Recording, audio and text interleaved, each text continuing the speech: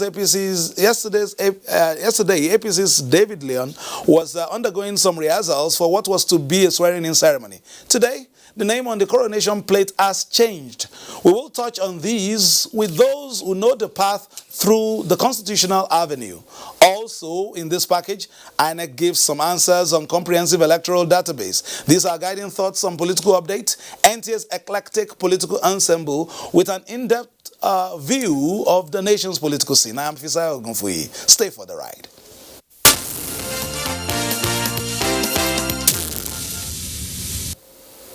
In line with the Supreme Court judgment on Bayelsa State governorship election, the Independent National Electoral Commission, INEC, in the last couple of hours, declared the candidate of the People's Democratic Party, Duoye Diri. Let's hear from INEC Chairman, Professor Mahmood Yakub. The Supreme Court of Nigeria yesterday delivered a judgment in a pre-election suit on the Bayelsa State governorship election held on 16th November 2019. The Commission has received the certified true copy of the judgment of the Apex Court, which disqualified the deputy governorship candidate and vitiated the joint ticket of the party earlier declared winner in the election. The court also ordered the Commission, and I quote, to declare as winner of the governorship election in Bayelsa State the candidate with the highest number of lawful votes cast with the requisite constitutional or geographical spread, unquote. In compliance with the orders of the Supreme Court, the Commission met this morning and reviewed the result of the election in which 45 political parties contested. Without the votes scored by the All Progressives Congress, APC, whose candidates were deemed not to have participated in the election, the total number of lawful and valid votes cast in the election now stands at 146,999. Out of this figure, the candidate of the People's Democratic Party scored the highest number of lawful votes with 143,172. Similarly, the party has scored more than 25% of the lawful votes cast in all the 8 local government areas of the state. Furthermore, the total number of registered voters in places where election was not held or cancelled as a result of sundry violations is 90,822. The candidate of the Accord Party has the next highest score with 1,339 votes. The margin of lead between the candidates of the PDP and the Accord Party is 141,833 votes. With this outcome, the election is conclusive at first ballot. Consequently, Senator Duoye Diri and Senator Lawrence Emujakpo of the PDP are hereby declared winners and returned elected as governor and deputy governor of Bayelsa State, respectively. The detailed result will be shared with you at this briefing and uploaded on the Commission's website and social media platforms shortly. The Commission is aware that the tenure of the incumbent governor of Bayelsa State ends at midnight today, Friday, 14th February 2020. Therefore, in fulfillment of the requirements of Section 75 of the Electoral Act 2010 as amended, the certificates of return to the governor and deputy governor-elect will be presented to them immediately as ordered by the Supreme Court. I thank you very much for your presence.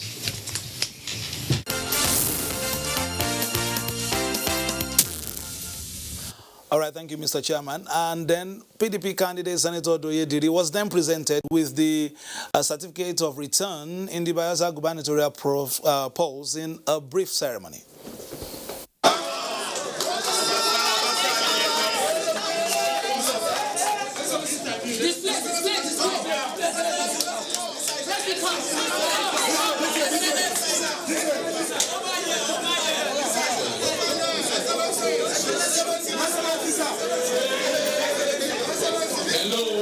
The ceremony is ongoing now. Please maintain a modicum of the decorum for a few minutes. This is not a political rally. Okay? There will be opportunity for shouting, for jubilation, and for photograph taking thereafter. Please, give us a few more minutes. Ladies and gentlemen, on behalf of the Honorable Chairman of INEC, Professor Mahmoud Yakubu, and the Commission, I hereby hand the certificate of return to the Deputy Governor-elect, Japo Lawrence Obari-Wario of the People's Democratic Party, has been elected to the office of the Deputy Governor of Bayelsa State.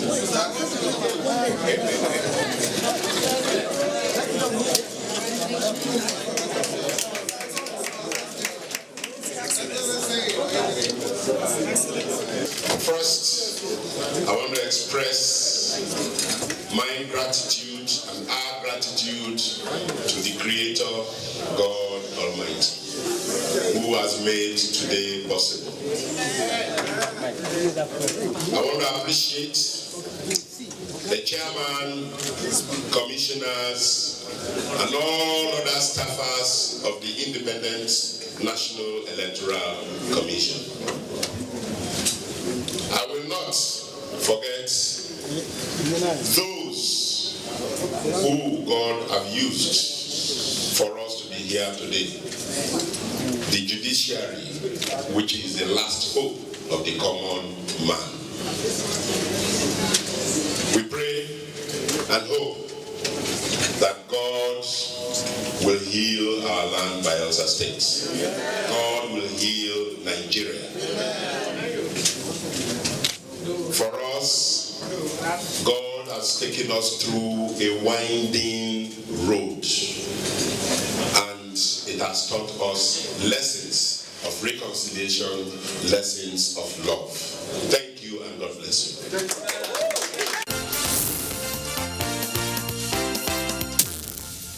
Okay, now let's join my colleague Mie Ogidi in Yenagoa, the Bayelsa State capital. Now, Mie, yesterday there was a name on everybody's lips in Bayelsa. Today is another name. What is the ambience like in town? Thank you, Fisayo. Yesterday, Bayelsans were expecting to celebrate the Valentine today, as you rightly said, but we are expressing some bit of violence and not Valentine. Because just about noon, some hoodlums were taken to the streets, attacking some state facilities that belonging to the Bayelsa state government. I personally witnessed the attack of the state-owned broadcasting radio station, that is Radio Bayelsa. But after a while, the security men were deployed, the military and the police, and I even saw them making some arrests. That is on the downside. But on the upside, the governor of the state, Sirake Dixon, who is counting down to the handing over any moment from now, that is today, has already dissolved the State Executive Council, commissioners and other political appointees. And information from our correspondent in the Bayelsa State Government House, which we've referred to as the Creek Heaven, told us that dignitaries have started arriving the #1 seat in the state in anticipation of the swearing-in ceremony of the governor and the deputy governor-elect, that is Doye Diri and Lawrence Erujakpo, who are all 7 senators in Bayelsa Central and Bayelsa West. Here with me is a constitutional lawyer and one-time state chairman of the Nigerian Bar Association, Stanley Damabite, who also witnessed some of the happenings in the state capital, Yenagoa. So let's briefly hear from him, his observations so far. Okay, sir, let's briefly hear from you. What do you have to tell Nigerians in respect of the events that are unfolding in Bayelsa State? Well, this wasn't what Bayelsans expected, but it has happened because the Supreme Court of the land has spoken, not because they think they are infallible, but because based on the empowerment of the law, they have the final say on issues like this. The only sad aspect is that Bayelsans are not responding, positively to the pronouncement of the Supreme Court. Fortunately, things have not gotten out of hand. We just hope that, as time goes by, people will come to their senses and understand that destroying government properties won't change the scenario. Attacking people or, resorting to violence of any kind will not reverse the decision of the Supreme Court as it is now.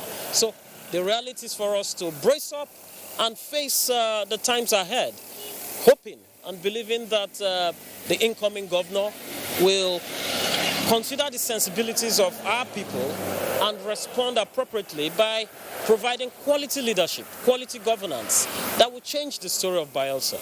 The expectation for the then elected governor was high, and I think these reactions are expressions of frustration as to why, the expectations could be so dashed, but then the incoming governor should take these as hints and do the needful, meet the aspirations and yearnings of the people of Bayelsa State. And we hope that with all of that, things will take a good turn. Okay, thank you, Barrister. I hope you will be around sometime when we call. Yeah. Thank you. Fisayo, that is the situation. Let me just close on this note that this street, popularly known as Azikoro Road, was just 30 or 40 minutes ago, was completely deserted following the protest and the conduct off by the police. But as you can see right now, vehicular movement have been restored and everything is going out normally. That shows that peace has been restored. As we await for the arrival of the governor and the deputy governor-elect for the engagements of the day, I hand it back to you in continuation of your program, Political Update. Thank you very much, Mayor Gidi from Bayelsa. I understand you are from there. I'm not sure whether the invitation card you got before is still valid or you need to get another one. All right, let's come back to the studio and welcome our guest today. A legal expert is Rodney Azuanaga, a litigation expert. You've seen what has happened. Thank you very much for joining us at a very short notice. You've seen what has happened in the last 24 hours. What are your impressions? And, looking at everything that has happened, the musical chairs. Thanks for having me. This wasn't part of the script, wasn't it? But it happened. This was something that was supposed to happen. You will recall that on the 12th of November, the Federal High Court had given a judgment which the Supreme Court only upheld yesterday. So it was in the picture in a way. So I think by and large, both parties may have been apprehensive as to the conclusion of the matter, but to put it by saying that it wasn't. No, well, by our constitution, the Supreme Court is the final court in the land, and the matter having gone through the rugs all the way to the apex court, you will expect that there should be an end to litigation. That is why we think that this would be some measure of finality on the matter. And of course, it has come timely so that there will be no vacuum. The governor and his deputy will be sworn in today, making it. Today is the last day of Governor Seriake Dickson, so the Governor Doyediri will also take over from him today, thereby making it impossible for a vacuum to be created. But by and large, I think it's ending well.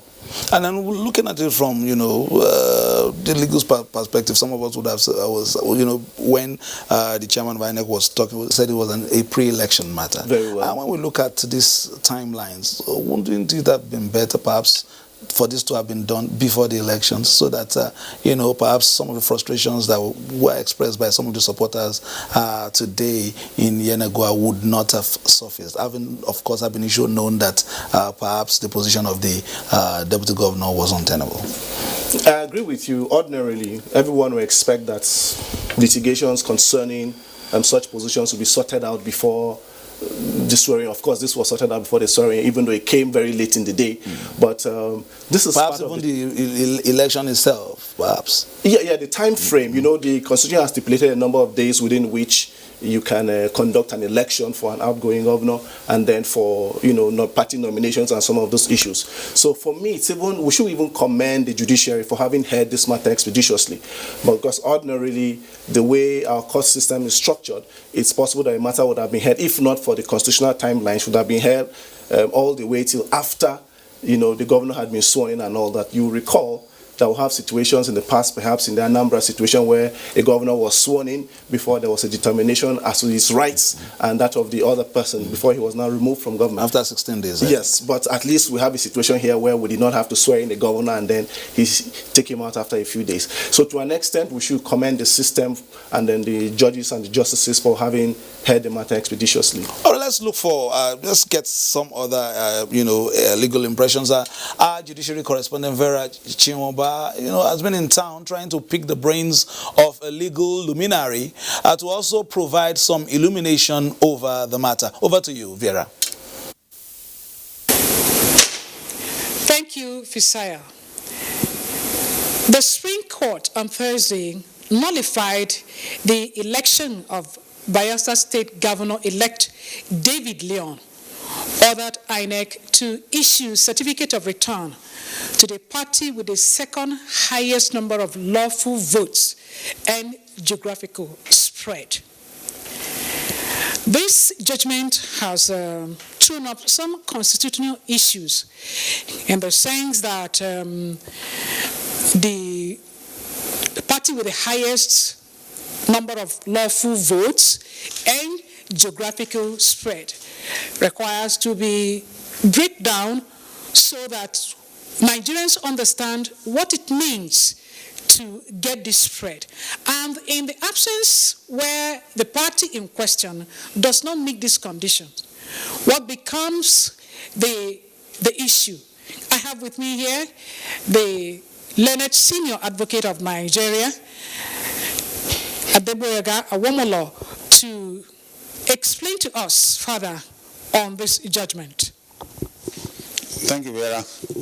The pronouncement of Supreme Court is to the effect that the election of the governor-elect was nullified because he was not qualified to contest the election by reason of the defect in the nomination of his deputy governorship candidate. Now, the second rider is that INEC should give certificate of return to that political party that scored the majority of lawful votes and the spread, which is 1/4 of lawful votes in 2/3 of the local government. What that means is that the only lawful vote is the votes of those political parties other than the APC. So if there are 20 political parties that contested the election, including APC, there will now be 19 political parties whose lawful votes will now be countenanced and calculated. Therefore, if the political party, take for example the PDP, won the highest number of lawful votes, and by the lawful votes existing outside that of the APC, is called the 1/4 of votes in 2/3 of the 8 local governments. It is that party, that's PDP, that will be issued with the certificate of return. It is not a difficult thing at all, because INEC has all the statistics, all the records by which it can calculate without any external influence. And the INEC will do what is right, in the sense that they will take out all the dead votes, all the wasted votes of the APC. It's like what happened in Zamfara State. In Zamfara State, there were no candidates, lawful candidates of the APC, yet they were voted for. And the Supreme Court said their votes were wasted votes, in the sense that they are unlawful votes. It's like you are looking at census. Can you count the dead and the living? No. If you are doing census, you can only count the living. So the living and the lawful votes in this respect are the votes of all the other political parties other than the APC.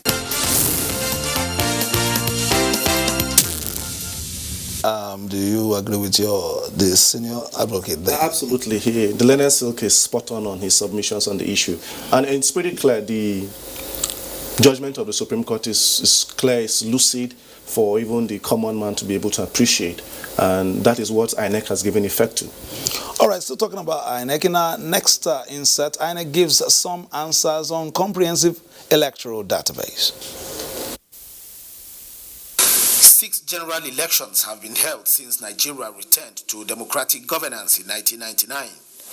One thing that stands out within this period is the increasing use of technology-based and data-driven process by the election management body. And that is why this workshop is analyzing the compilation of statistical election results of the 2015 general polls. The purpose of this compendium is to give insight and then to throw out lessons that can be learned in the conduct of elections. Actually, if you go on our website now, you can find results of elections in a more organized manner. But they are the raw things. It is also a mandate of the Institute to document the results of electoral research and disseminate them to critical stakeholders with view to influencing policy decisions. A final draft compendium of 2015 general elections results is expected to be submitted to INEC for further review and approval after this workshop. In Abuja, Timothy Yusuf, NT News. Thank you, Timothy. Many thanks to Mr. Rodney for coming on the program at a very short notice. And final thoughts on, the performance of the judiciary so far, especially in post-election litigation and the outcomes. I think the judiciary has a pass mark.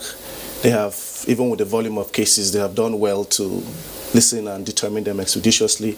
And we hope that with some legislative intervention, a lot of these things can be saved so that you don't have somebody remove the day to inauguration again. Oh my God. All right, thank you very much for being a part of it. That has been Political Update for today. Thanks for being there. And for Bayelsans, still catching their collective breaths in the last 24 hours, we urge you to play your politics for the greater good. My name is Fisa Ogunfi. Thank you for staying tuned. All the best. Enjoy the rest of your weekend.